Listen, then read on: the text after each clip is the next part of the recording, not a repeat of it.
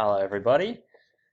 So in this video, I'm going to talk about how to include really good graphs when you do your science report. Obviously, you learn about graphs in maths, and this is one example of when graphs are really useful to show your results in whatever inquiry you've done. So here we've got a really fantastic example of a graph from a scientific report, and you can see they can often be really simple. So let's have a look at all the features that this graph has and what makes it so good. So first of all, down the bottom here, we've got a title. And every good graph should have a title. And I want you to get in the habit of calling each graph figure 1 for the first one, and then figure 2, figure 3, and so on if you have more than one graph. Because if you call each graph, if you name them figure 1, figure 2, it means you can refer to them really easily in your actual report, because you can say, as shown in figure 1, the boys had a greater time to complete the test than the girls did, for example. And then the reader will know, oh, okay, I'll go over and I'll look at figure 1, and then there's the information shown in the graph form. So your title should be named figure 1, etc.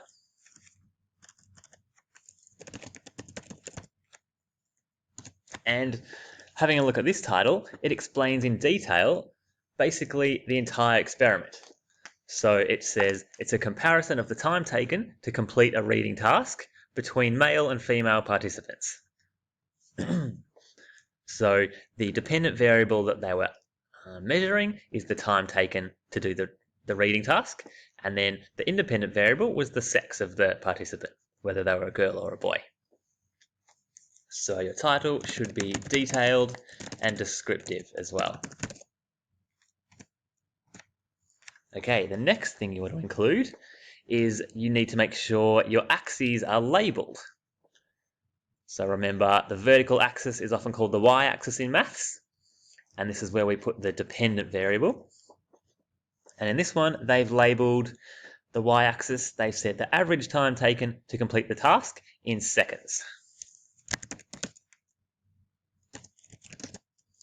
So axes are labelled or they have a title. So make sure you're describing what that axis is measuring. And see, they've also included the units that they're measuring on that axis too. So seconds in brackets. Including units. On the horizontal axis, or the x-axis, they don't need to put units in because they're only using categorical data. We've just got the girls category and the boys category. So there's not any numerical data that they collected.